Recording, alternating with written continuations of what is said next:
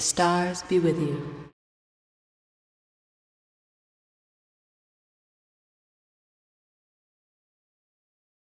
Well, today we're going to talk about post UAC 2018. So we're just going to share a little what we thought for those who maybe went. I'm sure many of the people that listen to this podcast probably didn't. And so we'll just give you an idea of what that's like getting together with 1,500 plus astrologers or people that study astrology. And then we're going to talk about that new moon in Gemini, which of course I had to have Jack on for a new moon in Gemini when we have a Gemini here. Who's going to know best?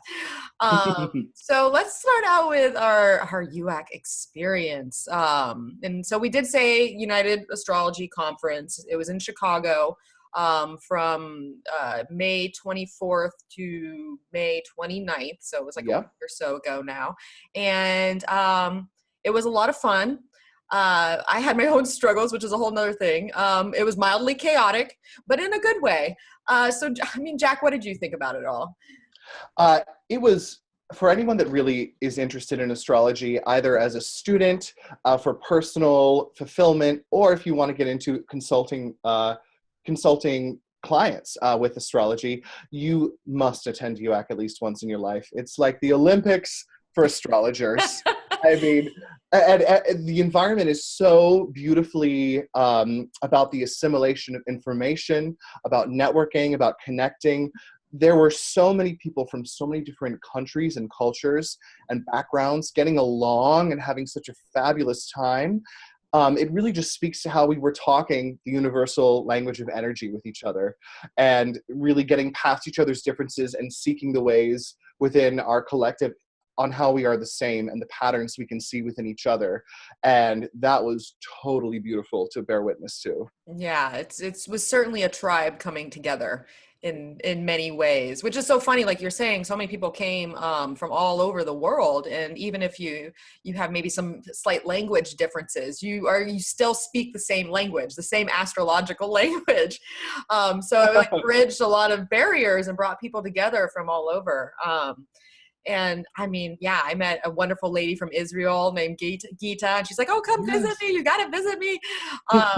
And maybe one day I will, who knows? And then some Cassandra Tyndall came out from Australia. She gave a lovely lecture on aversion, which is a traditional technique. Yes. There was some good. We were in that class together. In that class together. And that was such a funny thing. Yeah, we didn't plan it. And the amazing thing about it was so much reinforced by all of the astrological coincidences. Yes. So I had sort of, everyone forms a few friends or UAC colleagues that you sort of end up coming back to and hanging out with after, and maybe getting a drink at the bar after with, or getting a nice lunch with, and getting a deeper connection to.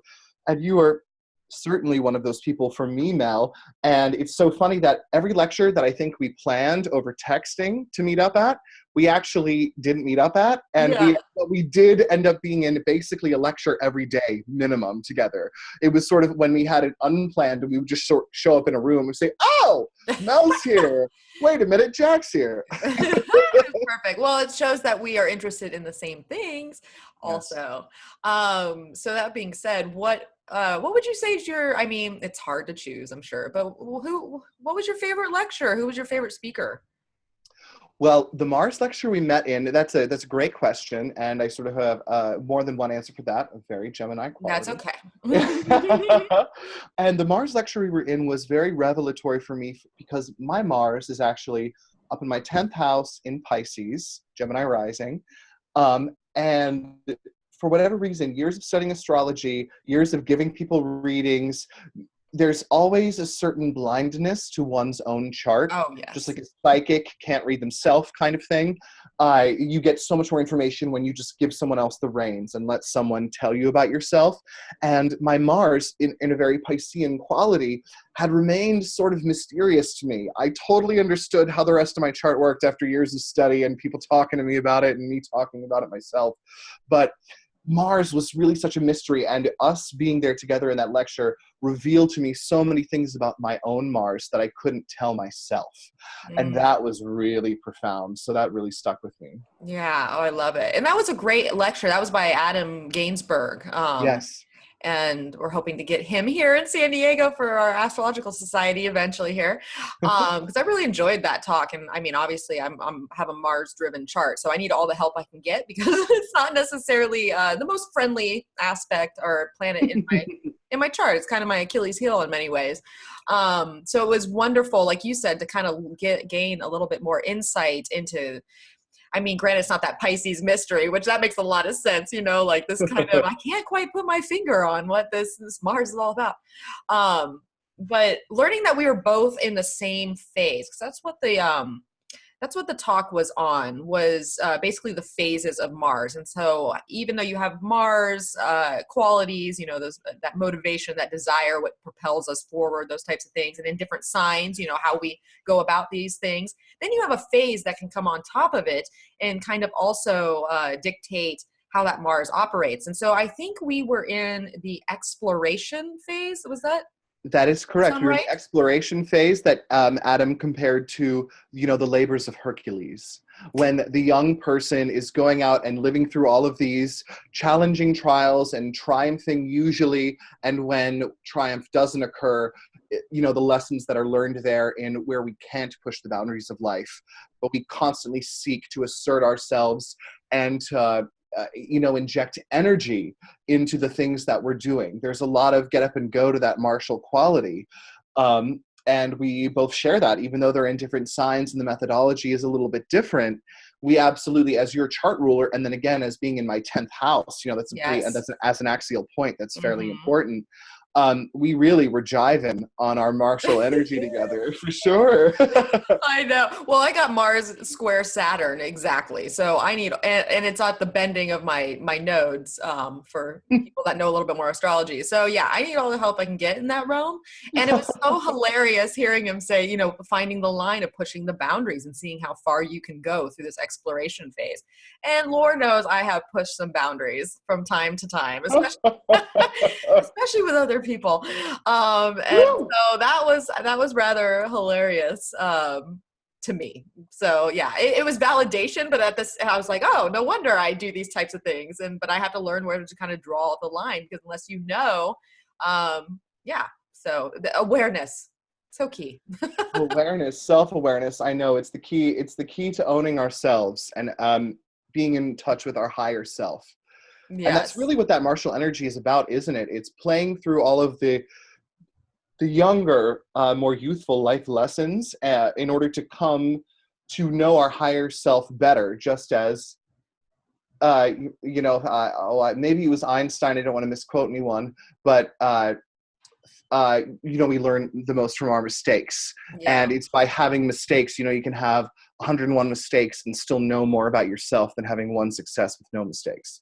Yeah. Oh my gosh. Mistakes is what gets you closer to self-actualization, because until you know what you are not, you can't know who you are. Like, it is kind of that, playing the field to some extent and kind of testing those boundaries, or testing, those directions to see what best works. So, and not everyone's in the exploration phase as well. It just happened to be Jack and I.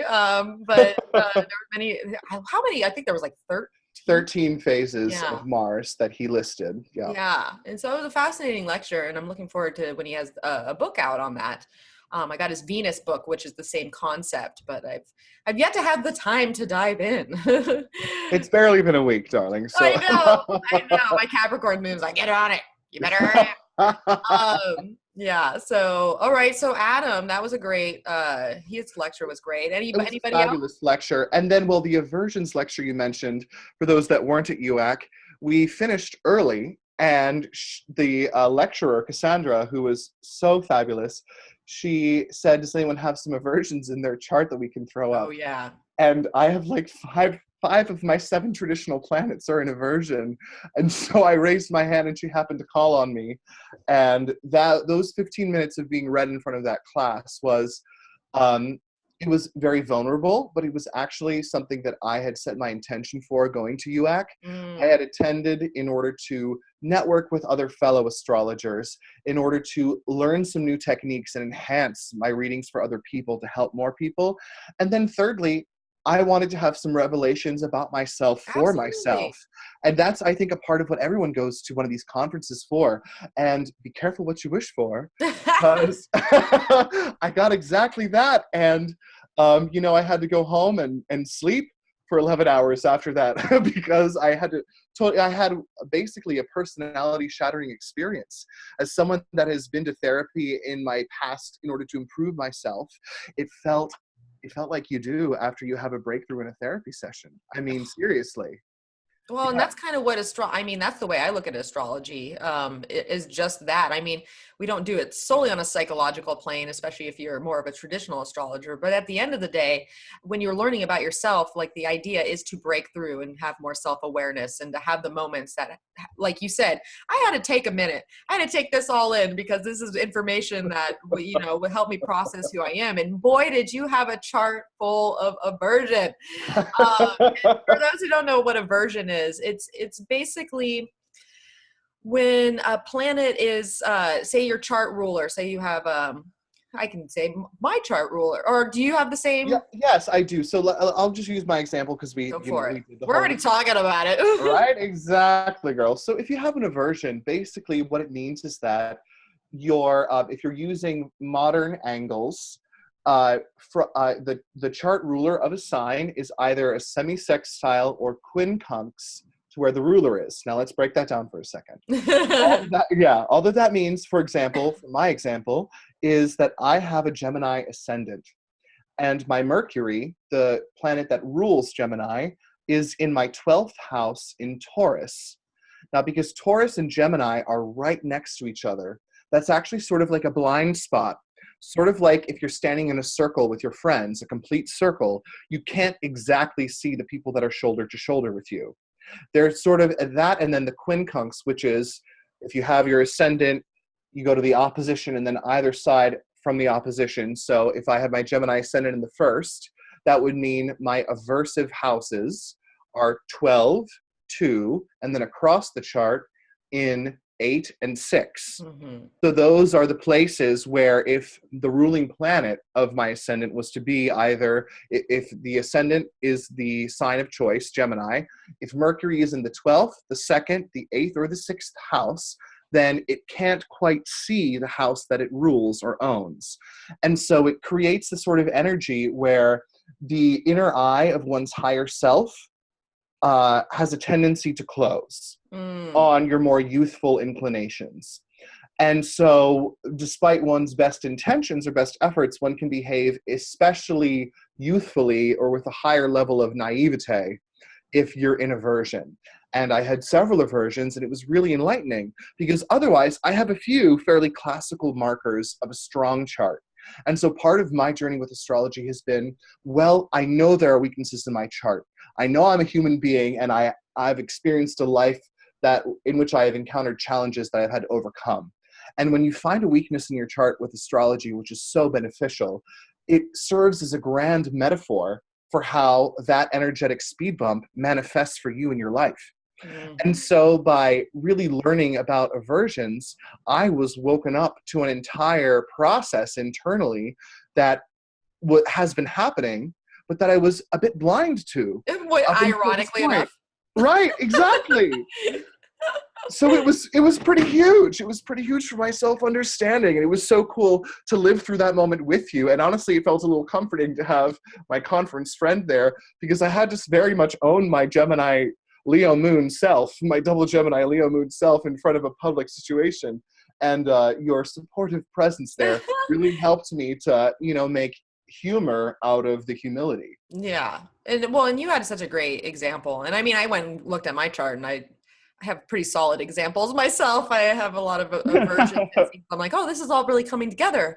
What I really liked what she said, and we won't talk about this too long, but I really liked, I mean, as a woman, she was talking about, so your fifth house is kind of the area where you would see maybe kind of child activity, children and such. And so the idea is that a lot of people that have their fifth house ruler in aversion to the fifth house might not necessarily have or want children. There's, Right. or there's that's kind of the blind spot. And my fifth house ruler is in aversion, and I have never I mean, since day one, I was never holding a dolly. I was like, I just did not interest me. And, you know, as women today, you know, there is a bit of a stigma around that, you know, oh, you don't want to have children, or, you know, what if you're going to regret it? Well, you know, I just watched a video on this the other day. But it was very validating to see even that aversion of why maybe I don't want these things, you know, in life. So it was an interesting experience, and I'm glad she came all the way from Australia to talk to us about this. So that was great. And what a great personal revelation for you. Yeah. I mean, it just goes to show how much you can get out of every single lecture, and there are 4 to 5 lectures every day, and you have almost 12 choices at UAC. You have to go. If you're on the fence about it, it'll be in the next 3 to 5 years. Yeah, so you got some time. You got some time, but work up to it, because if you have a deep interest in astrology, you gotta go. You and gotta you're go. gonna make some fabulous friends. That's right. And if you don't want to wait that long, there's other conferences that go on. There's SOTA in Buffalo, New York, I believe, and NORWAC, which is a big one over in Seattle, which I'm going to try to jet out to for their next one.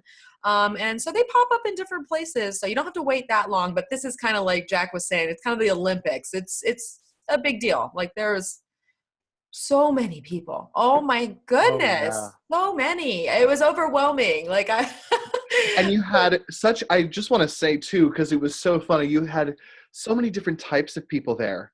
You had everybody from the people that you know, the average citizen might imagine goes to an astrology conference. Yeah. You had like the beautiful hippies that have never cut their hair in like the last 10 years, and they have crystals around their necks, and peace, love, and harmony. And then you have people that look like, you know, average citizens, or young people, or moms or dads just walking around almost like, you know, it would be any kind of job fair or anything else like that. And then you had people running around in 3-piece suits, all the market astrologers there. Oh, yeah, I was going to say all the finance astrologers. I know, which is such a funny thing that most people never even consider, that people could apply astrological reasoning to market investment decisions. And you have some pretty remarkably successful financial astrologers and market astrologers out there, and they have really identified certain trends that has enhanced our understanding of political astrology and the mundane applications of how astrology really affects world events. And those were some of the cool lectures too that I dropped in on, a handful of those. And I don't know if you did, Mel, but everybody basically by the end of the conference is on board. In case you don't know, astrologically, the world is in a bit of a downward trend until about the mid-2020s, at which point, at like 2026, 27, and the new sort of halcyon period for the world, a period that would resemble the late post-World War II 50s or the early 90s, the early to mid-90s, is going to happen in about 2030. So that is like a 10-year forecast from now, but take heart in that a little bit too. Know that, yeah, it's not so easy now, but the best times in quite a long time are coming up here in a few years. And for us, that's going to be really great for our timing life-wise, because we're going to be hitting, you know, the period of our lifetimes where we want to really take a step back and relax a little more. And the global economy and society is probably going to be more receptive and open to those kind of things. Yeah. Oh no, I like that. That makes one can hope. We can hope that it's, but it would make a lot of sense. You know, obviously life is about dips, ups and downs, whether it's personal or world related. And I find mundane astrology fascinating. That's kind of one of my most interests, to be honest, with astrology. Like, one of the best lectures I was in was Benjamin Dykes talking on traditional mundane astrology, and going through just how people approached figuring out events back then. It's so it's very complicated. It's so complicated. I'm not even going to begin to get in there, but I just find that fascinating, because I don't know, maybe I'm just interested. I'm interested in the world, because the world affects us. You know, what is around us, and, you know, the economy, the types of, you know, technologies that we have now. If we are in warring factions, you know, all this energy, you know, essentially we're all one. Get that Pisces South Node in there. We're all one, people. So understanding, what's kind of happening in the world and kind of taking heart in these cycles that happen, just helps, I don't know, helps me understand myself as a person, basically, through it all. And to not get so up in arms on what's going on in the world, because we tend to feel a little hopeless or helpless when, things don't, especially in today's world, as you say, we're essentially in a lot of decline right now, but for a reason. We have to decline in order to, reassess and rebirth in many ways. Right. So, but yeah, overall, if you were, okay, we'll wrap up UAC right here. If you were to give UAC 2018 one word, what would it be? Community. Perfect word. That's exactly what it was. All right. Well, we'll end that on that. There's that Mars in Aquarius right now. We want to talk about community. We met in a Mars lecture while Mars is in Aquarius, and slowing down right now. But that's a whole. I don't know if anybody's feeling that. We're about to hit Mars retrograde on June 26th, I believe, is when that happens. Especially you fellow day chart people. Absolutely. Yes. Your day chart, right? No. Absolutely. Yes. Born right at dawn. Oh, right at dawn. You're exactly. Snuck into the day. You're like, yeah.